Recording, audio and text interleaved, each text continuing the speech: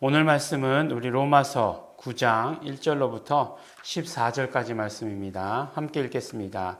내가 그리스도 안에서 참말을 하고 거짓말을 아니하노라. 내게 큰 근심이 있는 것과 마음에 그치지 않는 고통이 있는 것을 내 양심이 성령 안에서 나로 더불어 증거하노니 나의 형제 곧 고륙의 친척을 위하여 내 자신이 저주를 받아 그리스도에게서 끊어질지라도 원하는 바로라.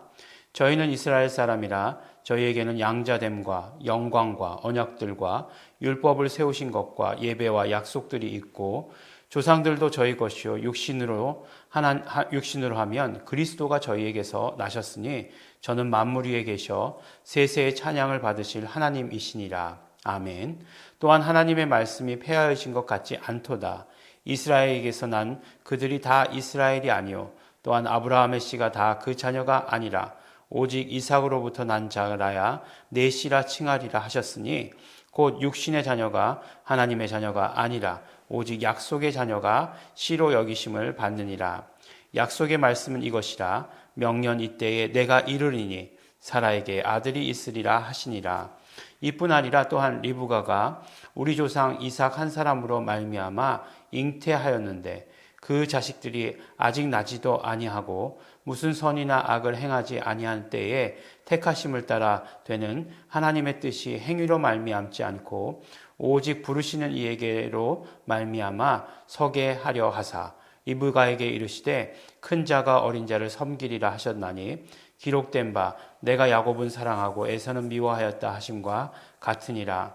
그런즉 우리가 무슨 말하리요 하나님께 불의가 있느냐 그럴 수 없느니라. 아멘. 네, 이제 오늘 말씀부터는 완전히 이렇게 분위기가 바뀌었죠.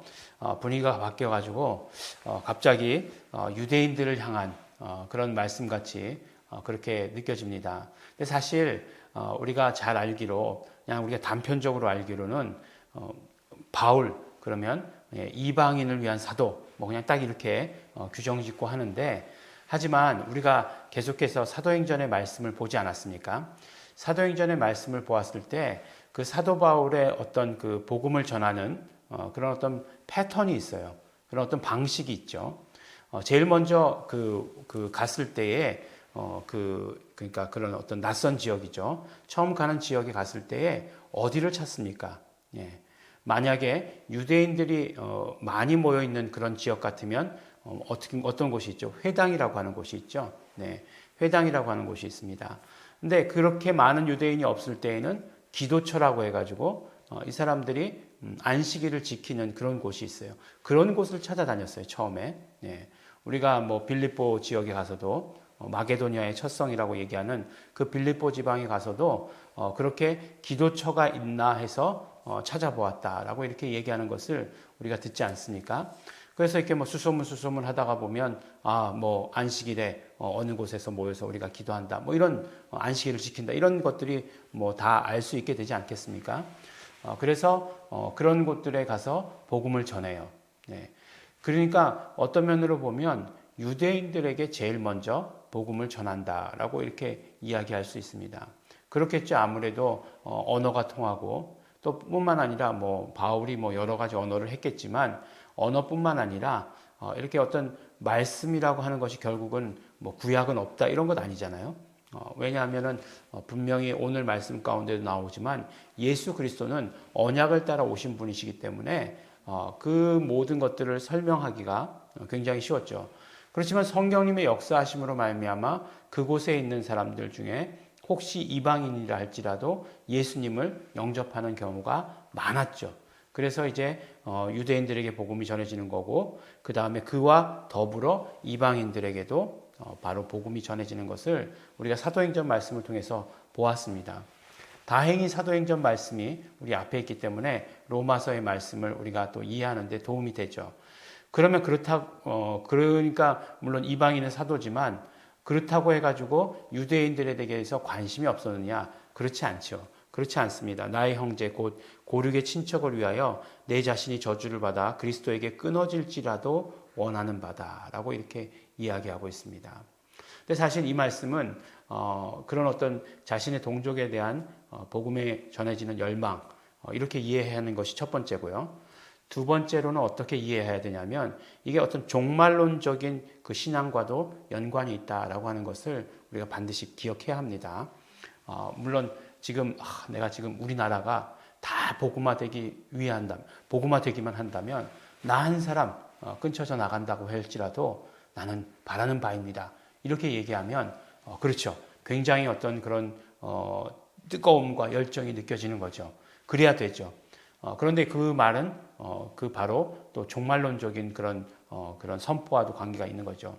물론 조금 입장은 달라요. 뭐냐면 바울이 이스라엘을 위해서 이야기한 것과 또 우리가 또 그렇게 얘기하는 것은 입장이 다릅니다.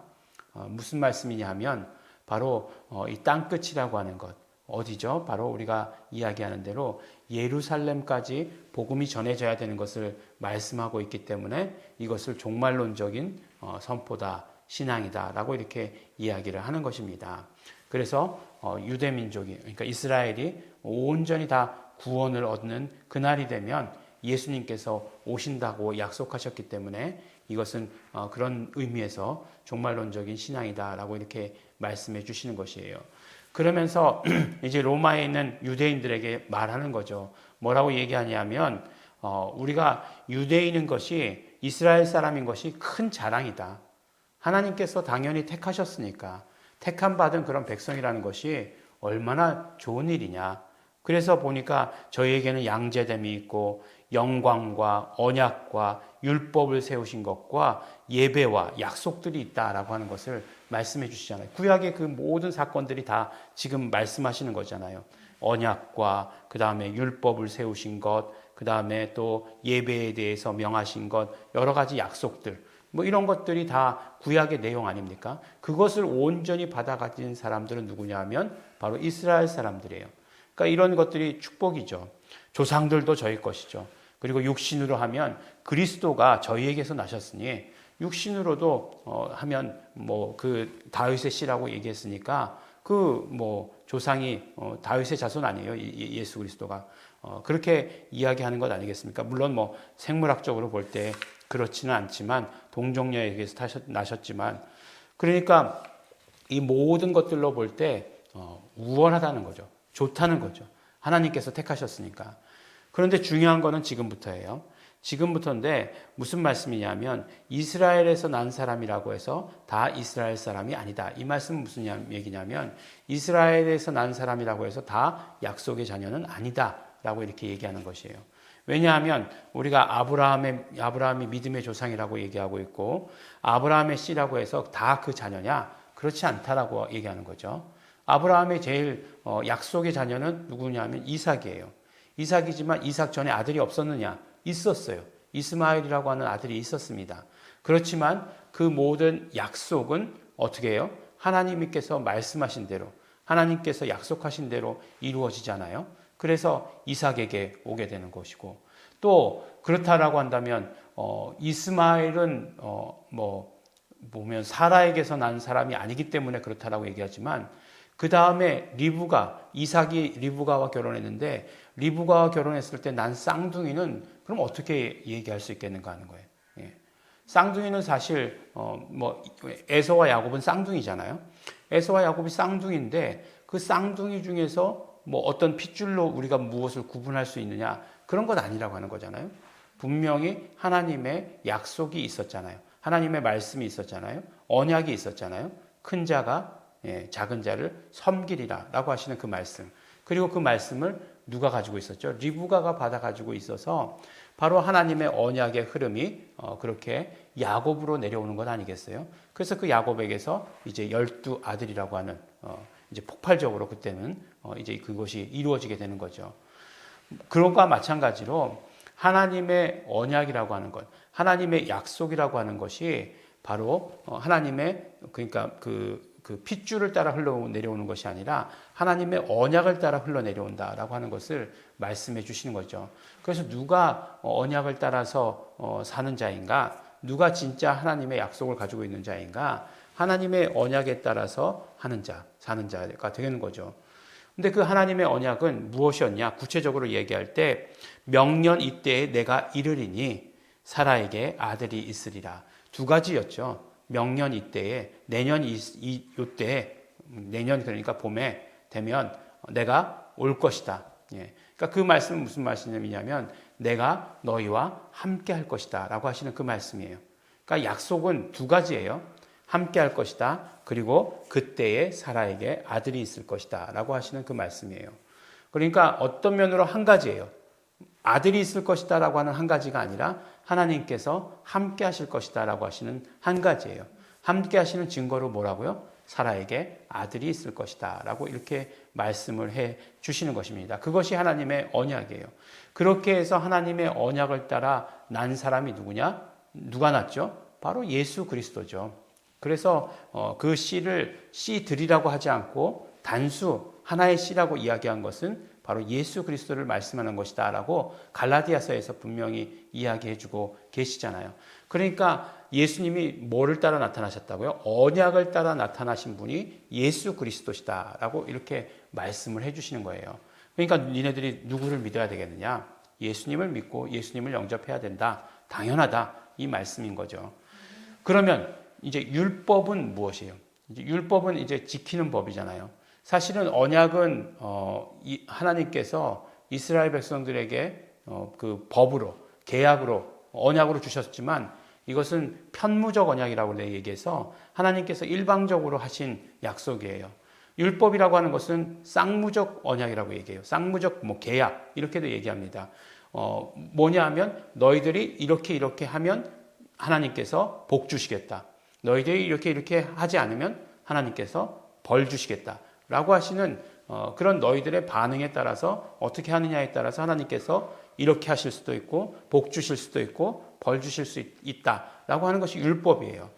근데 이제 율법이라고 하는 것은 그러면 이스라엘 사람들이 율법을 받아놨으니까 율법으로는 그러면 어떻게 되는 것이냐? 예. 근데 결국은 율법도 어떻게 돼요? 모든 사람이 다 죄인이라고 하는 것을 깨닫는 순간 율법은 누구에게로 인도한다고요? 율법도 예수 그리스도께로 인도하는 것이다 라고 하는 것을 말씀해 주세요. 그러니까 하나님의 약속이라고 하는 것, 편무적 약속, 그 다음에 쌍무적 약속, 이 모든 것들이 다 예수 그리스도께로 연결된 약속이다 라고 하시는 것을 우리에게 말씀해 주십니다. 그러니까 결국 무엇이에요? 이렇게 그 육신으로 난 것을 가지고 자랑할 것이 아니라 바로 이 약속, 이 모든 약속의 완성이신 예수 그리스도를 영접하고 예수 그리스도를 믿어야 된다라고 하시는 것을 말씀해 주시는 것입니다.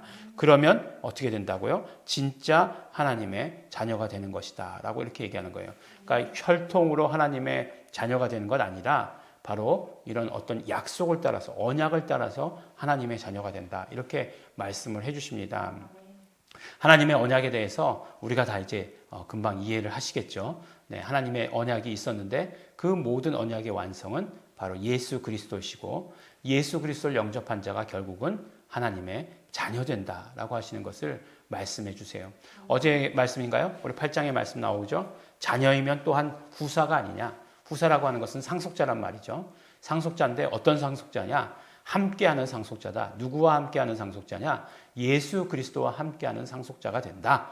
라고 이렇게 우리에게 말씀해 주십니다. 우리가 누구라고요? 자녀고 자녀면 당연히 하나님의 상속자가 되는 것인데 그들은 하나님의 상속자는 분명히 이스라엘 사람들이 하나님의 상속자라고 생각했었어요. 이 언약을 받아 가지는 사람들이. 그런데 진짜 언약의 실체가 무엇이냐? 예수 그리스도와 함께하는 상속자가 될 때 예수 그리스도를 통한 그 언약의 완성을 받아 가지는 자가 진짜 상속자가 되는 것이다. 라고 이렇게 말씀해 주십니다. 우리 그러한 축복이 예수님을 영접함으로 말미암아 하나님의 자녀되는 축복이 그래서 하나님의 자녀여서 우리 모든 것들 예수 그리스도를 주실 때 내가 무엇을 더 아끼겠느냐?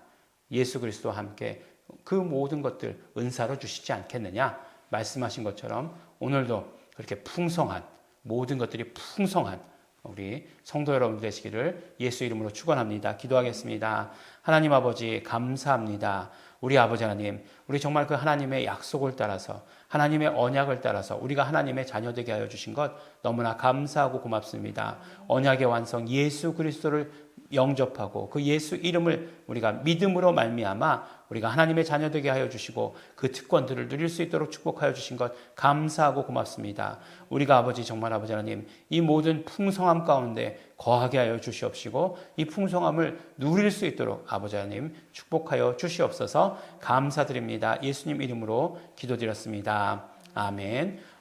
우리 감사하면서 기도하겠습니다. 우리 언약의 자녀 되게 하여 주신 것 예수 그리스도로 말미암아 우리가 그 언약의 백성 그 이상 자녀 되게 하여 주신 것 너무나 감사하고 감사합니다. 자녀의 특권을 오늘 풍성히 누리는 자 되게 하여 주시옵소서. 우리 감사하시면서 결단하시면서 소원하시면서 다 같이 통성으로 기도하시겠습니다.